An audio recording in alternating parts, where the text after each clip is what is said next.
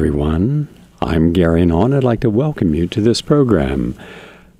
Today, on the Progressive Commentary Hour, our focus is upon our nuclear legacy.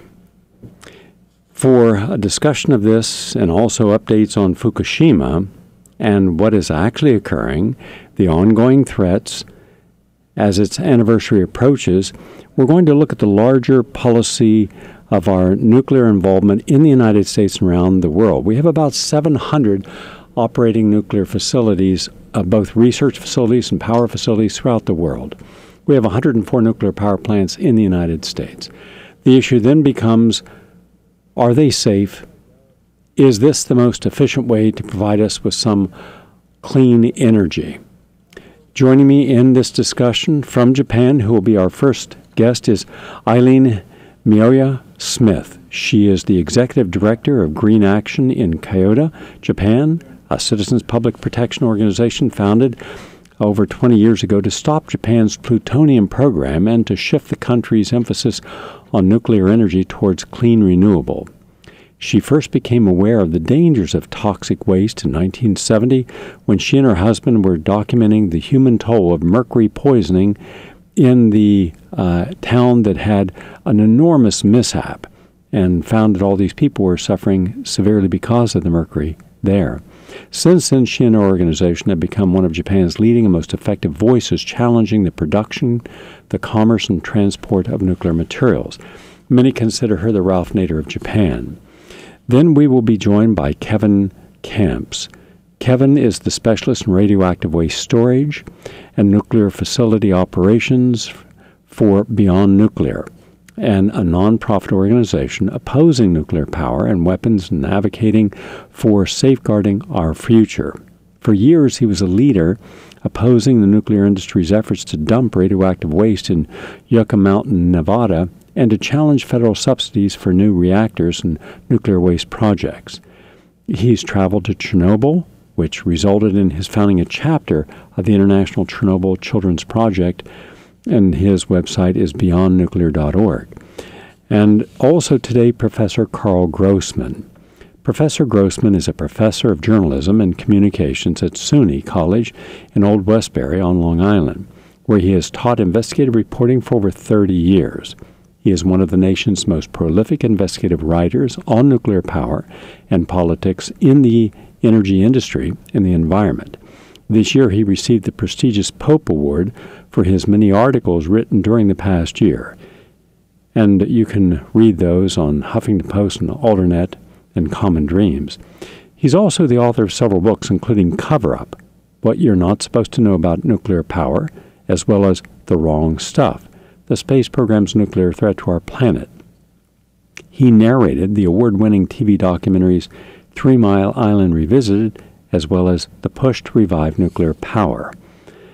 Those are our panelists, and it's a very important topic, and it's on no one's talking points in a presidential election, nor is the mainstream media doing anything to enlighten us on this. That's why we decided to take this on, as we do with each of our Progressive Commentary Hours. Let us now go to Japan, Kyoto, Japan, and say hello to Eileen. Nice to have you with us today, Eileen. Great to be with you. Sounds like you're on Skype, right? Yes, I'm on Skype. Okay. Eileen, as you know from being on my program, I like to set a large stage, a large overview, then stay quiet and let my guest do more of a classroom on the air to educate us in depth rather than a chit-chat back and forth. So I'm going to have you kick this off by addressing the following issues. So first I will lay them out for you, and then take them in whichever order you want and discuss them, all right? Okay. I believe that, these are my beliefs, I believe that the Japanese government, with malice aforethought, chose not to give us the full truth, or the Japanese people the full truth about how serious was the problem at Fukushima. I also believe that they coordinated these efforts with the very powerful utility company that worked hand in glove with them on this. I believe that there are hot spots of radiation around Japan so severe that they represent a clear and present danger to anyone living in those areas, especially newborns and children whose immune systems are most susceptible. I believe that when you have a country so densely populated in the areas around Tokyo, the most densely populated city on Earth, with over 39 million people in the greater Tokyo area, that they have no evacuation plan. There's nowhere to put these people.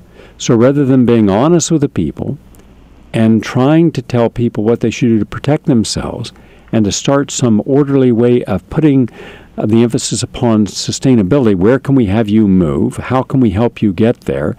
They're instead simply denying that this is an ongoing problem. As a result, it is my belief, and this is subjective, that we may be seeing something that will dwarf in its long-term death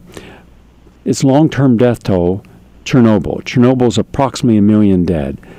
But for almost 3 years, the Russian government just out and out lied about all the figures and how bad it was and how severe the poisoning, acute poisoning was to the people who were the first responders.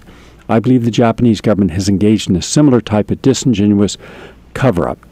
And lastly, I believe that the American media, our State Department, our White House, and clearly our intelligence agencies have known from day one, including our nuclear regulatory agency, how dangerous Fukushima actually was, what kind of threat it actually represents, and have chosen, because until last year, Japan was the second largest and most powerful industrial nation in the world. They were eclipsed by China last year, and now they're in third place. But also they were a major supplier of our money. We borrow from Japan over almost $800 billion.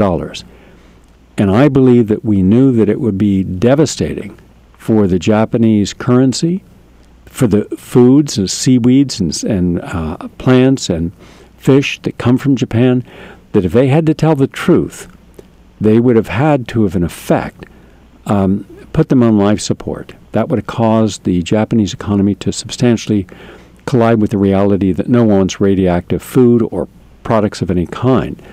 One other thing, I believe that we examined it here for almost 4 weeks, and we managed to get some the hydrology tables of how many aquifers could have been polluted by Fukushima and what that would mean to different areas of your countries ending up with radiation in your water supply. I believe that that information has also been downplayed by your government.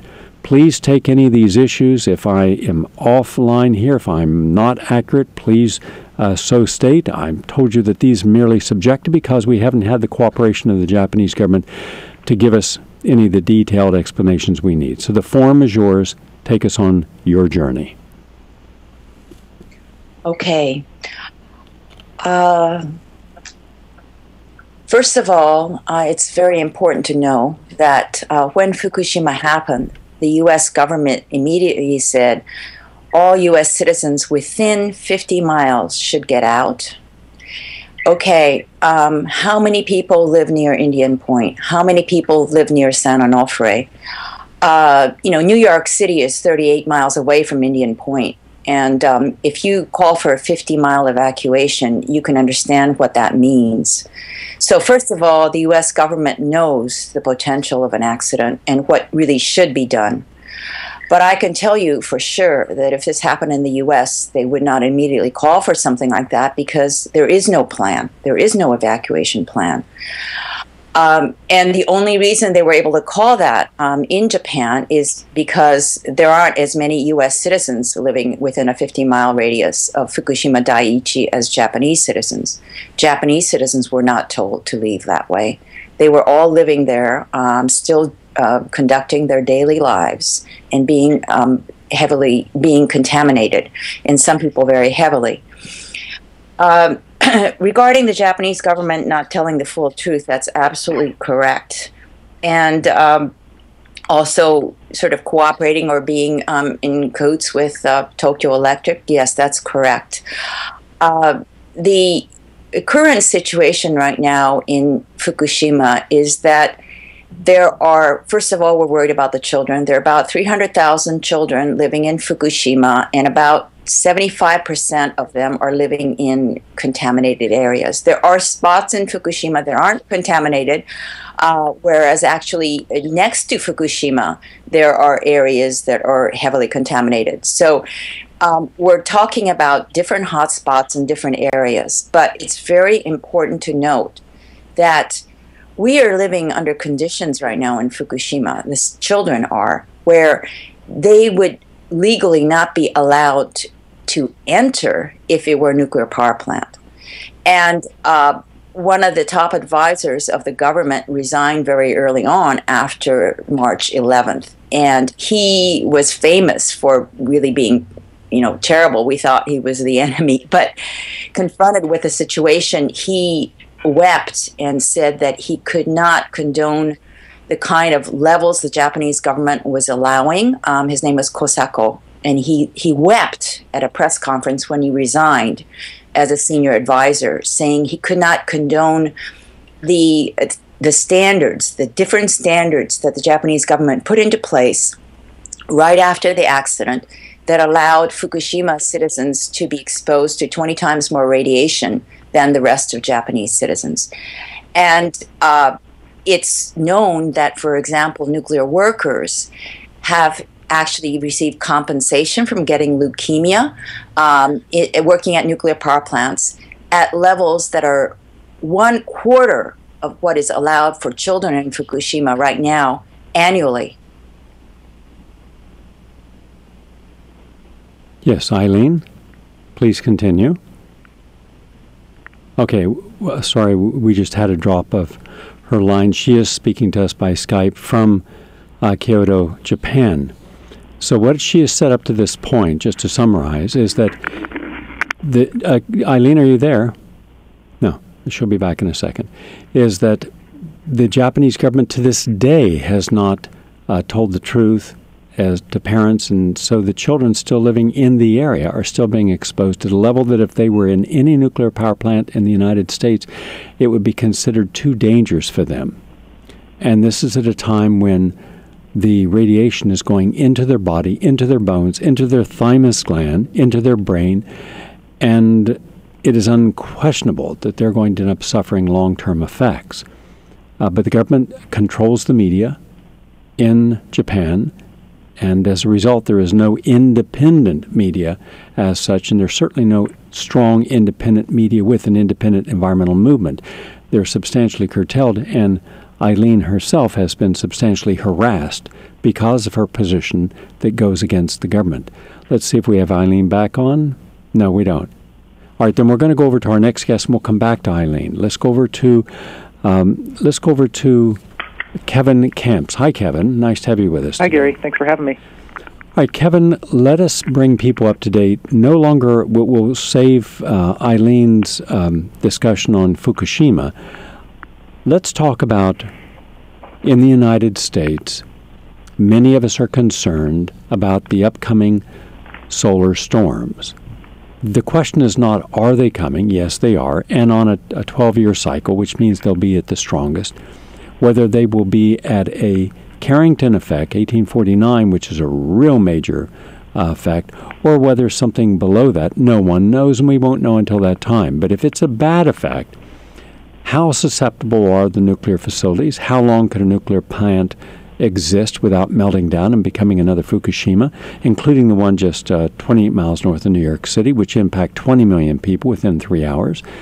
What do we have that you can tell us about our existing nuclear program in the United States, the safety of our facilities, how much radiation is actually leaking daily into the air from these facilities that the government is not telling us about? Well, it's fair to say that United States nuclear power plants are vulnerable to storms of all kinds, whether it be solar storms or thunderstorms or bad winter storms, windstorms, anything that could possibly knock out the electricity, as happened at Fukushima because of an earthquake and a tsunami. The earthquake destroying the primary electric grid, the tsunami finishing off any emergency backup power that might have survived the earthquake. plunging Fukushima Daiichi Units 1, 2, and 3, which were operating reactors at the time. The other 3 reactors at Fukushima Daiichi, fortunately, were offline at the time, or it could have been a lot worse. We've had so many close calls in the United States. I mean, one example, just to show folks how ridiculous this all is, was a raccoon in Monroe, Michigan, in the mid-1980s that electrocuted itself on the electric grid outside of the Fermi nuclear power plant, plunging that reactor into station blackout. Fortunately, the diesel generators did fire up that time. But there was the huge electricity outage of August 2003, August 14th, 2003, that impacted the northeast of North America, both the United States and Canada. And what was the origin of that blackout that affected 50 million people? And a couple dozen atomic reactors had to power down for safety reasons during that outage, which made the outage so much bigger. It was a tree branch in northwest Ohio touching a power line. And we actually have our suspicions that the reason that tree branch touched that power line in northeast Ohio is because at that very same time, beginning in February, March of 2002, First Energy, the utility company to blame for that huge second worst power outage in the history of the world, was undergoing what we call the hole-in-the-head fiasco at Davis-Besse Atomic Reactor, which was a near loss of coolant accident due to a severe, very deep corrosion hole in the lid of the reactor. Almost 7 inches of carbon steel were eaten away by boric acid, and all that was left was a very thin 3/16 of an inch stainless steel liner, which was itself bulging and soon to burst. And that company, First Energy, was hemorrhaging money at the time.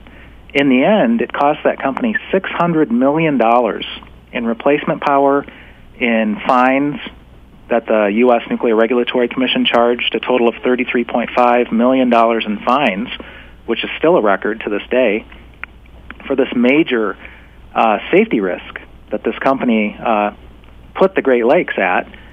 And, you know, they probably cut back on routine maintenance at the time. They probably cut back on trimming trees near power lines. And lo and behold, one of those tree limbs touched a power line and took down the electricity for 50 million people.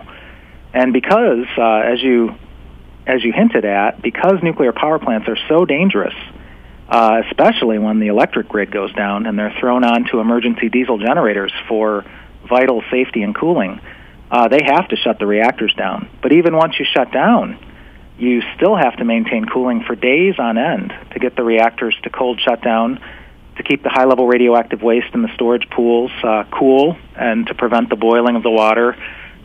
Because if you lose the water in those pools through boiling, through a sudden drain down, that waste will be on fire in an hour or two. That's just the old high-level radioactive waste in the pools, let alone the very hot waste in the reactor cores. If you go into station blackout, if you lose the grid, if you lose backup power, as we saw at Fukushima Daiichi, you are in meltdown mode within hours. That's how quickly it happened at Unit 1 at Fukushima Daiichi. In fact, the evidence is the earthquake did it, not the tsunami, but the meltdown was well underway before the tsunami even hit Unit 1. And the nuclear power establishment worldwide is working hard to keep everybody's attention on the tsunami, because guess what? Tsunamis are more rare than earthquakes. The best they can do is blame it all on the tsunami and try to get away from that earthquake. Well, you know, we had an earthquake at North Anna, Virginia last August. Very unexpected for most people, although it turns out, thanks to work by groups like Blue Ridge Environmental Defense League, we now know that the company lied back in the early 1970s to the Atomic Energy Commission to license that facility. They knew there were fault lines that crisscrossed the very site where the nuclear power plant was built. And in fact, the regulatory agency's own staff was complicit in the cover-up. They kept the licensing board from knowing about this. And the only reason the Department of Justice at the U.S. federal government did not prosecute the company for criminal wrongdoing was because a fellow federal agency was implicated and complicit, and they didn't want to go there. So we're very much at risk. One of the worst seismic risks in the United States, ironically enough, is Indian Point in New York, because it was so assumed back in the 60s and 70s when that plant was built that earthquakes were not an issue up there, that they didn't build it very robustly. Well, guess what? Earthquakes are an issue up there. Fault lines have been discovered. And so it was built badly in regards to seismic risk. And so the NRC, after Fukushima, kind of let it be known that Indian Point is probably the worst seismic risk in the United States, which is interesting because, Diablo Canyon, California, San Onofre, right on the San Andreas Fault and other faults that have been discovered more recently, the shoreline fault just off of Diablo Canyon, for example. I mean, we're talking just a mile or less than 5 miles for sure. Recently discovered, but those plants were built to a higher standard than Indian Point. They knew there were earthquakes to worry about. Whether they're built strong enough, especially with the tsunami risks on the West Coast, that remains to be seen. All right, a couple of more issues. Take us through a realistic situation. If there is a solar storm that is so severe that it knocks out the electricity in the Northeast, the Midwest, and Northwest, that's right now the scenario from the best astrophysicists and all the people who are experts on solar flares. That's what they're telling us. If it's at all, forget Carrington, if it's half as bad as the one in 1859, all these plants are going to be hit. Tell us what actually is going to happen or likely to happen, or let's say it's not the solar flare. Let's say it's an earthquake. What would happen? What are the procedures? And then what's going to happen if there's no power for 2 weeks, and yet the generator only has fuel for 1? And what's going to keep those spent fuel rods from running out of water, since right now it's about 2.5 billion gallons of water per day brought into those two stacks up there to keep the fuel rods cool enough not to explode or melt down. Take us through that scenario, please. Well, if you do lose the primary grid, the plants do have emergency backup diesel generators with limited supplies of fuel. And to be honest, I'm not on top of right now how many days they're required to have fuel for, but it's only in terms of days. It's not in terms of weeks. So if the diesels were to work, then you would maybe have some days of cooling to the reactor cores and to the high-level radioactive waste storage pools.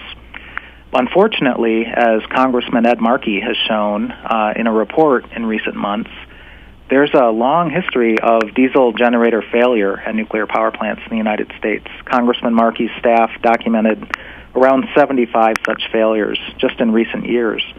And some of those failures were pretty dramatic. Davis-Besse near Toledo, Ohio, was struck pretty much dead on by a tornado. Took out the primary grid, and the diesel number 1 did not fire up at all. It was dysfunctional. So they gave up on it quickly and turned to diesel number 2, and they only had 2, and that one kept breaking down. For the better part of 48 hours, they had to keep fixing it in a great big hurry, and they were playing with fire. Every time diesel number 2 broke down, the core would begin to heat up significantly. The pool with the high-level waste, a slower motion time bomb, would begin to heat up. But if you lose those diesels, unfortunately, they were able to keep that diesel alive long enough at Davis-Besse that the grid could be restored that time. But what if you can't restore the grid? And what if you don't have diesel generators? And Fukushima, again, is kind of the lesson in this. You have a meltdown within hours or at most days. It doesn't matter if it's a boiling water reactor of the Mark I design, like Fukushima Daiichi Units 1 to 4, or a pressurized water reactor as the 2 units at Indian Point are. There are different pathways to disaster. Actually, the Indian Point containment is theoretically better than the very small, very weak containments at Fukushima Daiichi. But I should hasten to add that we have 23 Mark I's here in the United States. These small, weak containments, identical twins in design to Fukushima Daiichi, including in the New York neck of the woods, places like Fitzpatrick on the Lake Ontario shore, now owned by Entergy Corporation of New Orleans. What's really infamous about Fitzpatrick is that of the 23 Mark I's here in the United States, they did not even install this so-called hardened vent back in 1989 that was supposed to relieve the pressure buildup in this small, weak containment, save containment by venting radioactive steam into the environment. The exact thing that was attempted at Fukushima Daiichi and failed 100% of the time. Units 1, 2, and 3, they attempted to vent the pressure buildup by releasing radioactive steam into the environment. The first releases at Fukushima Daiichi in the first hours and days were intentional releases. They were trying to get the steam out so that they didn't lose containment. And the dramatic images of the hydrogen explosions at units 1, 2, and 3, and actually 4, which was kind of incredible because unit 4 was not operating. So how did unit 4 have a hydrogen explosion? The current theory from the nuclear establishment anyway is that hydrogen gas from unit 3 flowed through common piping systems into unit 4 and blew it up. Unit 2, I should add, in case people are wondering, looks like it's largely intact. There is a hole in one of the walls, the exterior walls at unit 2, but of all 4 units implicated, unit 2 looks the best. It almost looks like it did before the accident.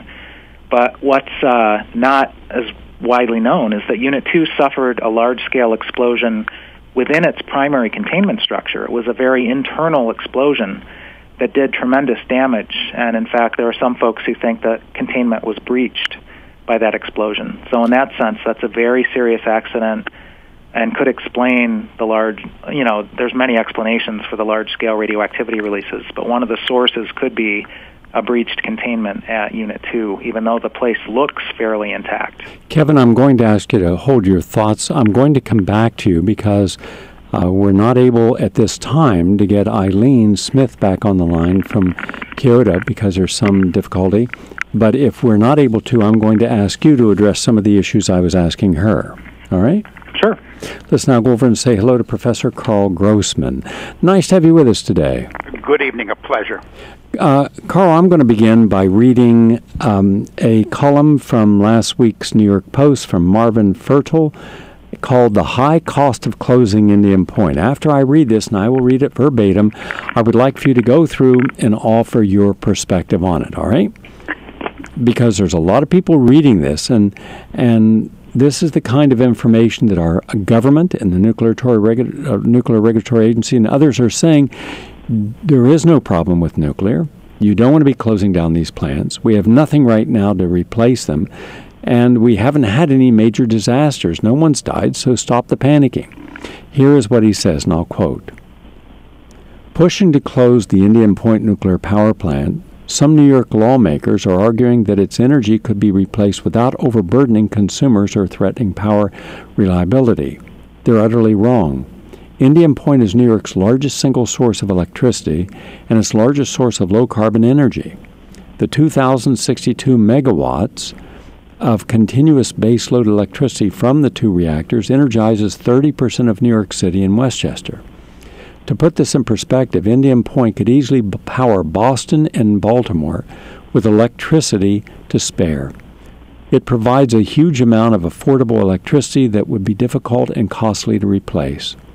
The New York Independent System Operator and other independent authorities have determined that replacing Indian Point would require major electrical infrastructure upgrades across the state, including new power lines, electrical substations, and distribution centers.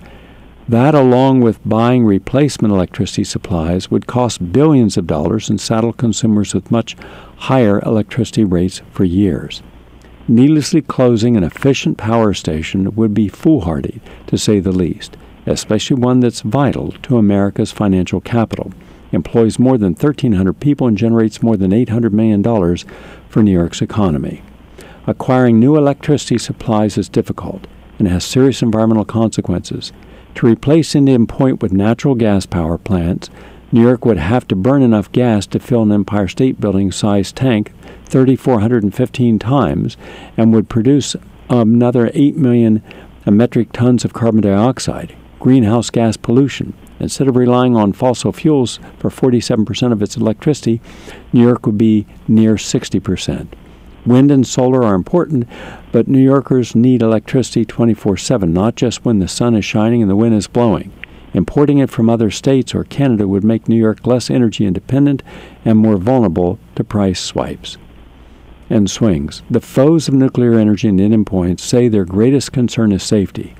The industry agrees. Safety comes first. Having compiled 3,500 combined reactor years of operating experience at more than 100 reactors, our safety record is excellent. We're committed to identifying best practices, to sharing information among companies and plant sites, to training our personnel, and to applying lessons learned on an ongoing basis. Beyond that, our facilities are tightly regulated by the Independent Nuclear Regulatory Commission, which has at least 2 on-site inspectors at every U.S. nuclear facility every day. And no American has ever been harmed by radiation from a U.S. commercial nuclear power plant, including during the 1979 accident at 3 Mile Island. Improvements made after that accident, Chernobyl and the 9/11 attacks, have helped ensure that the industry continues to have a safety record second to none. Layers of protection have been added in the wake of Japan's Fukushima accident. The nuclear industry isn't perfect, but it's well prepared to handle severe challenges. Indian Point is protected from floods twice the level and earthquakes 100 times stronger than any ever recorded in the area. Recently, the Nuclear Regulatory Commission released a multi-year, multi-million-dollar study modeling the effects of potential accidents at U.S. nuclear facilities. The results affirmed that any such event would unfold slowly and cause no widespread health effects. Current emergency plans would protect the public. In conclusion, nuclear energy offers our nation the opportunity for greater energy independence while keeping the air we breathe clean. Indian Point reactors are safe, reliable, and productive energy facilities and economic drivers for the region. They're good for the environment and will avert an unnecessary financial burden on New Yorkers today and for years to come. And Marvin Fertel is president and CEO of Nuclear Energy Institute, an industry association. Now, I've quoted him verbatim. I will offer you an opportunity now to go through his statements, which New Yorkers read, where there was no rebuttal, no opportunity for a second opinion, and you show us what you believe are the truths or lack of truths in his statements. Well, for starters, if one wants to believe Marvin Fertel, there's a bridge in Brooklyn that someone might want to purchase. I mean, this is such baloney. The Nuclear Energy Institute, it's the leading industry trade group for the nuclear industry. It's sort of like the nuclear version of the Tobacco Institute, which for decades claimed that there was no connection between smoking and cancer.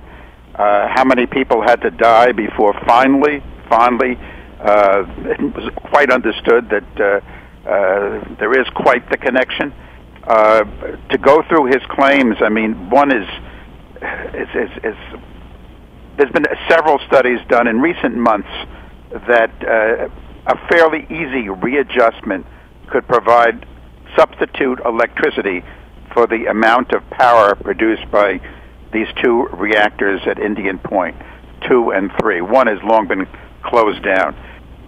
The real issue with Indian Point 2 and 3 has to do with, and this is what the nuclear industry is very concerned about, is the effort to recertify these reactors and have them run not for 40 years. And reactors, nuclear power plants, would develop to run for 40. After 40 years, the metals in particular would become so embrittled, no one thought that these machines could go beyond 40 years.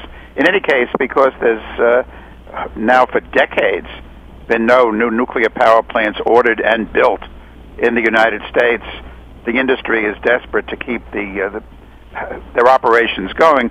So what they want to do is to run both these Indian Point 2 and 3 for 60 years.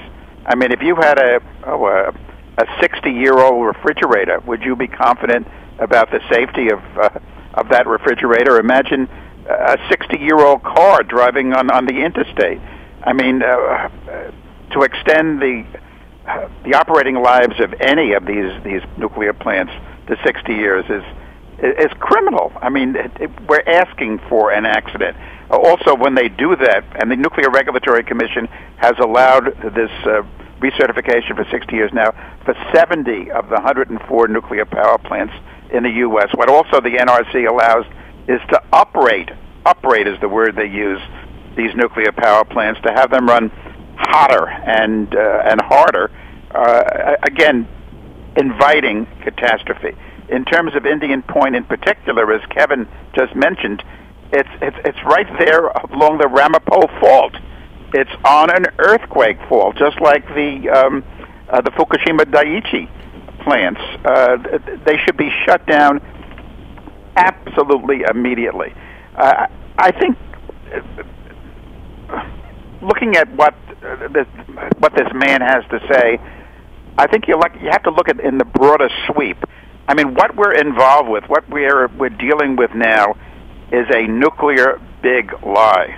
A nuclear big lie. In the wake of Fukushima, in the wake now of the consequences of Chernobyl becoming manifest, as you mentioned before, 1 million deaths seems to be the result of the catastrophe at Chernobyl in 1986. Well, we're not supposed to know that 1 million people have died already because of the Chernobyl radioactivity. We're not supposed to know that, in fact, there has been a serious incidence of infant mortality, which is a first impact of the spread of radioactivity from Fukushima. In fact, the Radiation and Public Health Project has looked at statistics on Fukushima fallout and infant mortality. Infant mortality comes first, and then you have cancer deaths.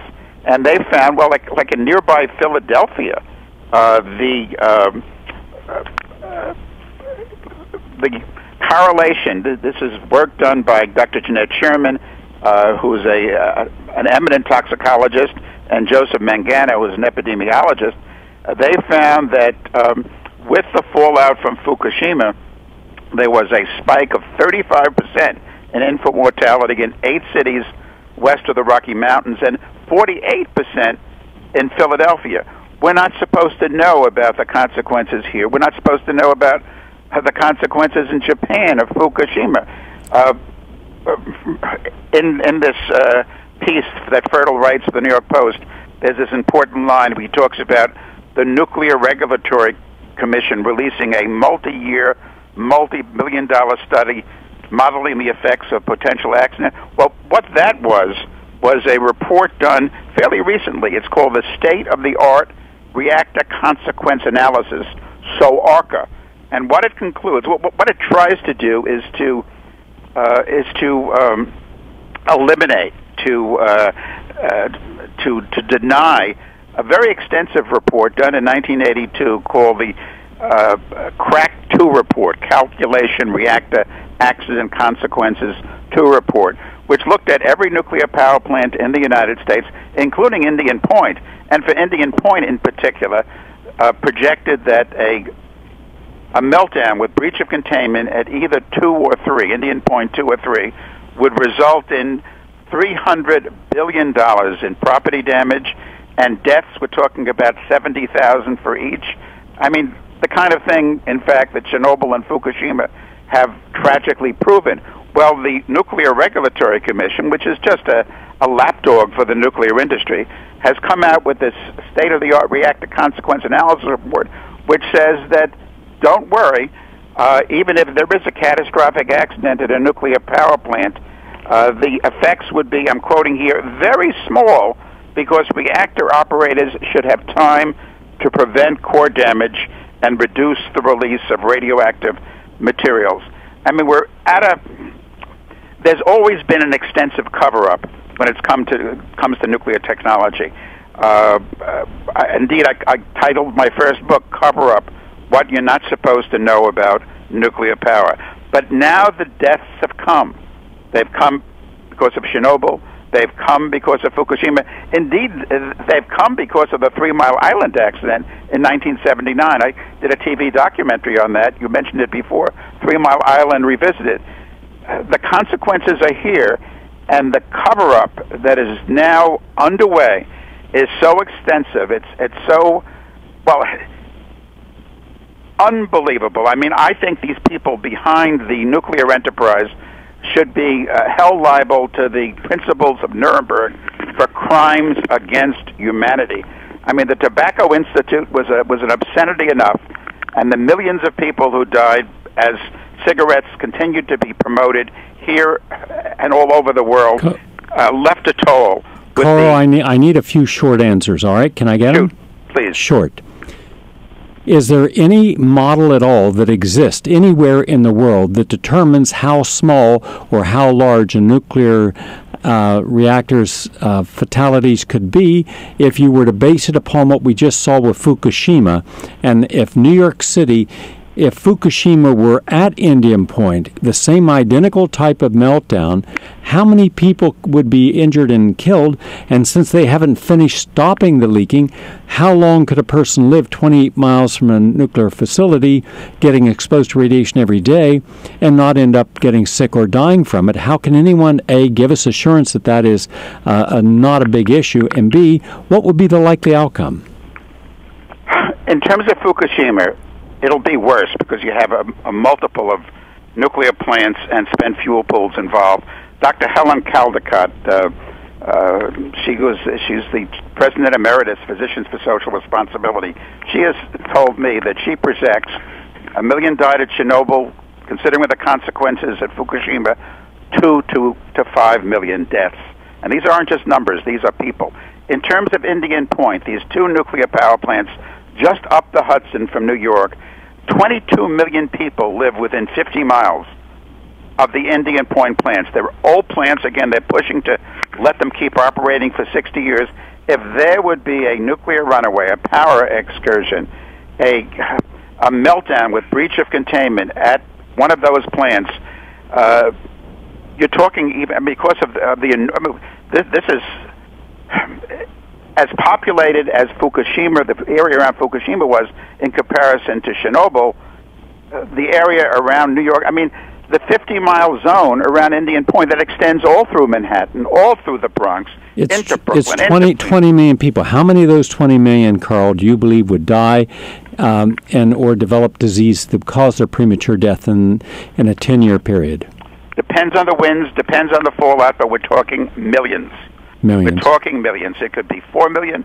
It could be 3 million. All right. It takes a while. Okay. I mean, infant mortality is the first thing that occurs because the fetus in the womb, the cells, dividing quickly. And very, very sensitive, very, very susceptible to radioactivity. But for adults, there's a latency period of 5 to 40 years. In the end, the bottom line is we're talking about millions of people. Millions dying. Now, I need a real quick answer because Sure. we just got Eileen Smith back on the line. I want to go back to her in a moment. Is it true or not true that if we have a sustained adverse event, meaning a meltdown at Indian Point, it's not just the millions of lives in the immediate area, depending upon wind, but it's also contaminating buildings and properties with plutonium that cannot be scrubbed out, cleaned out, and hence is it not possible that the entire New York City area would be so contaminated that it would be a dead city forever? Is that possible or not? Absolutely. Because, I mean, you look at the disaster zone around Chernobyl, you look at the miles now of essentially a sacrifice zone around Fukushima, and just apply that to the area around Indian Point. I mean, in fact, that Crack 2 report that the Nuclear Regulatory Commission and industry would like to deny, it projected property damage for a meltdown, breach of containment at either of the nuclear power plants at Indian Point, causing $300 billion in damage. But that's $1980. So it's $1 trillion. And what they're looking at here is real estate, which is rendered uninhabitable. People can't live there forever. Okay. Carl, hold on. Let's go back to Eileen Smith. Eileen, nice to have you back with us. Nice to be back on. Eileen, I'm going to ask you if you would please, because we weren't able to get you for quite a little while there, if you could give us a short answer on the following issues. Okay. Did the government of Japan engage in a cover-up to keep the people of Japan and the world from knowing the true extent of the damage at Fukushima? Absolutely. I mean, it's still going on. Still going on.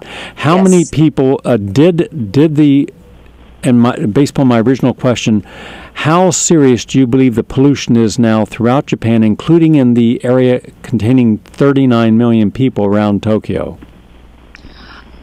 There are hot spots that are a problem, but the biggest problem, of course, is in Fukushima, because about 75% of the children living in Fukushima are living in areas that would be illegal if it were a nuclear power plant. So that's very serious, but it's of course not limited to Fukushima at all. The prefecture, the state right next to it, Miyagi, parts of it are very contaminated. Also, you get the hot spots, so there are areas that are much further away that have hot spots.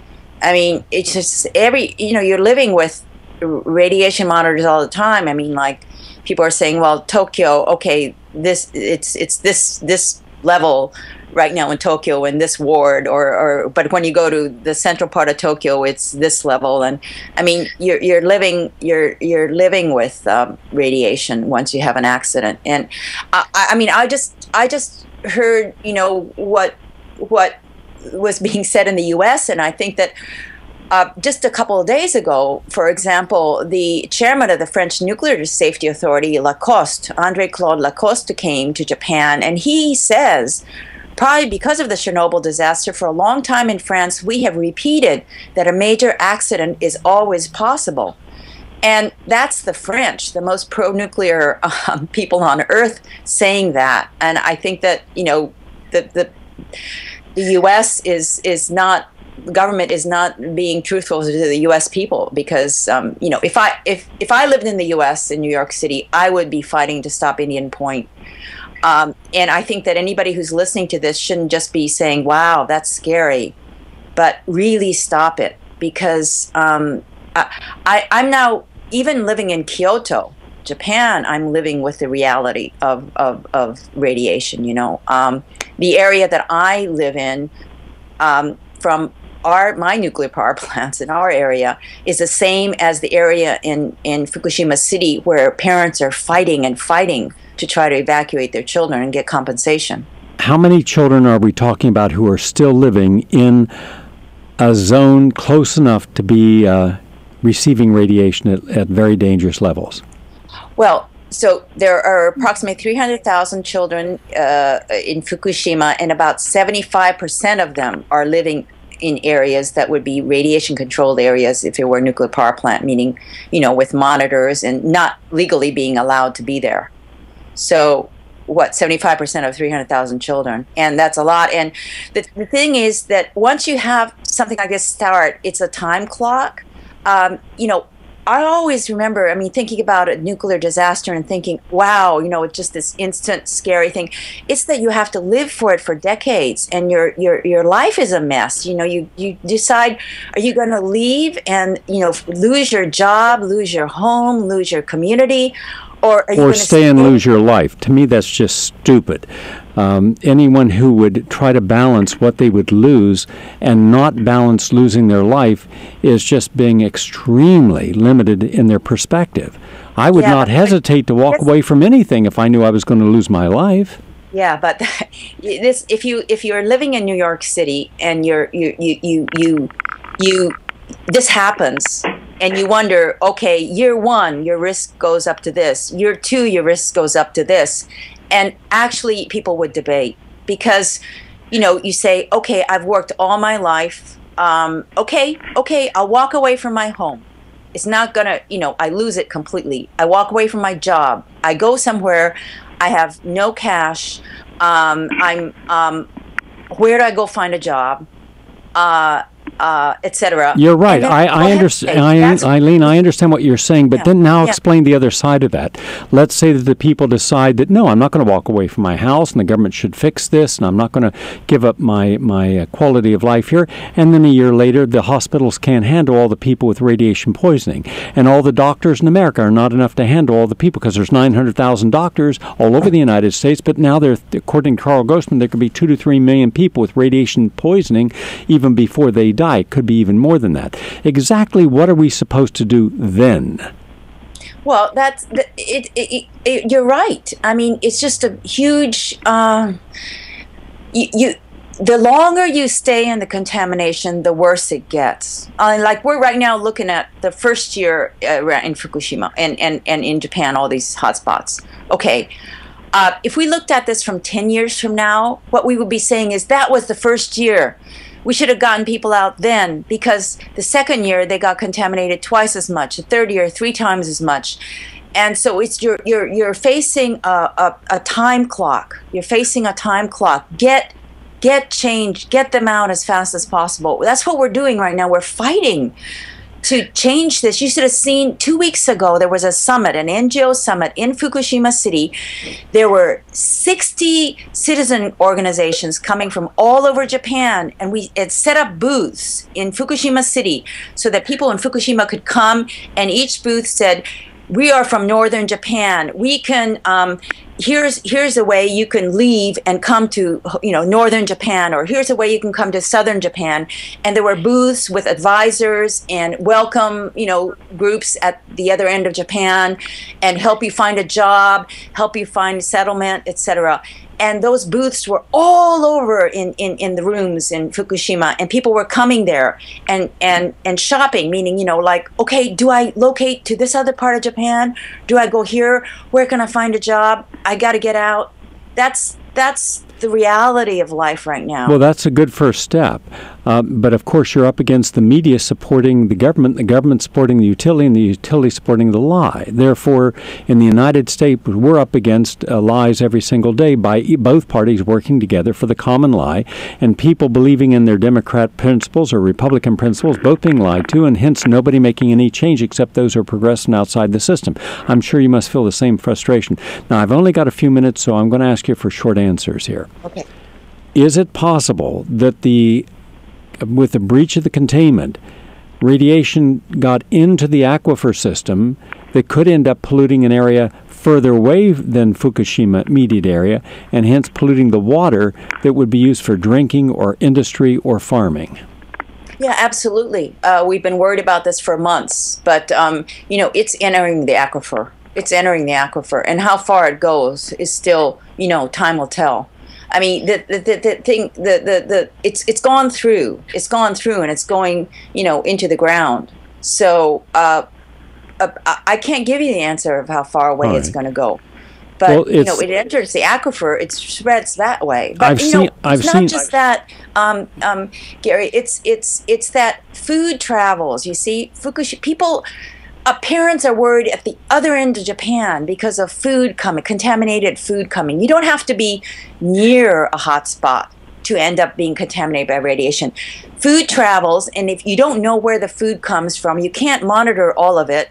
And so people are fighting, for example, school lunches becoming safe and not have contaminated food. That's at the other end of Japan. I mean, it's way far away. Today it was shown that 1,000 times the normal or acceptable level of radiation from Fukushima was found in the ocean 500 miles offshore in the Pacific. That's 500 miles. Well, of course, if you're 500 miles, you've just gone clear across Japan. So if that's going into the water, what about that going into the air that goes over different parts, comes down and goes into the aquifer? I just believe at some point the Japanese people, if they had the leadership and the will and the knowledge of how serious this is, should go on general strike to demand whistleblowers come forward, an independent evaluation to see how serious this risk is before so many kids and seniors and others who are polluted and pregnant women are polluted, that you're going to have something that's going to dwarf Chernobyl in the long term if you don't have a population rise up and demand the truth against your corrupt government. Your final thoughts on this? Oh, well, people have risen up. It's just that the media don't write about it. I mean, there are busloads of people coming to Tokyo and fighting with the government. I've been in many meetings where we fight, and mainly it's that the government's now saying no, we're going to decontaminate, so it's okay. Well, people are saying you're going to have us stay in this thing, and you don't even know when you can decontaminate, and besides, decontamination doesn't really work. But so people are fighting, and I think there is a huge change because housewives in Tokyo, have risen up and demanded of their local authorities more information and safety for food, and it's happened. Mom and pop groups are spreading all over Japan, pounding the table, saying that their children's food should be safe, at schools, at lunches. So it is happening. It's not in mass, like everybody rising up, but complete change has happened. Right now, we're trying to stop the other plants from restarting. We have 96% of our plants shut right now, but they're trying to restart these plants and in earthquake-prone areas, and that's what we're trying to do, stop that. Okay, well, I appreciate all the efforts you engage in. Give us your website, please. Yeah, it's just type in Green Action Japan and you will come to our site. Our English site has a section called Fukushima Update.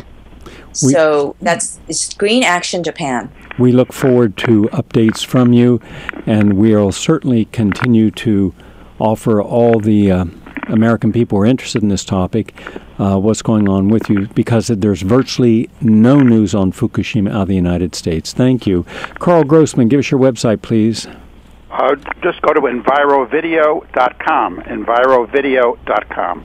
We do not have time today, but I will do a subsequent program talking about what the latest geological surveys show is the high probability in the relatively near future of a major earthquake equal to or surpassing that of Fukushima happening on the plates in the Pacific that would be touching on Alaska, Oregon, Washington, and California. If that happens, you have a lot of nuclear facilities that could be adversely affected there, and we're talking about a big one. They're even in this report I just read today talking about it, if it could easily hit a level 9 on the Richter scale, and that would be devastating, and you'd have some nuclear facilities that would be hit. We'll talk about that on an upcoming program. Thank you very much, Carl Grossman. And Kevin Camps, your website, please. Yeah, it's just beyondnuclear.org.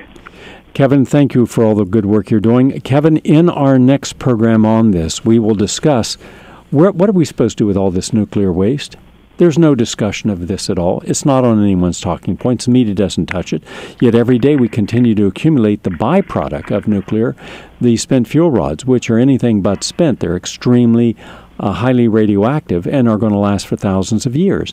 And in no small measure, due to your efforts and Carl's efforts and others' efforts, we've been able to stop them from dumping all this nuclear waste out in Nevada. But that doesn't mean that we have found a safe place. And I don't think the American public realizes that it's not just closing down a nuclear plant. You have to find a safe, long-term, sustainable environment to put this. We haven't done that yet. And again, it's if we don't want to talk about it, it doesn't get discussed. If it's not discussed, people don't understand it. Thank you very much, Kevin Camps. Thank you, Gary. I'm Gary Knoll. That's all the time we have for our Progressive Commentary Hour on our nuclear legacy and with updates on Fukushima. Thank you very much for listening.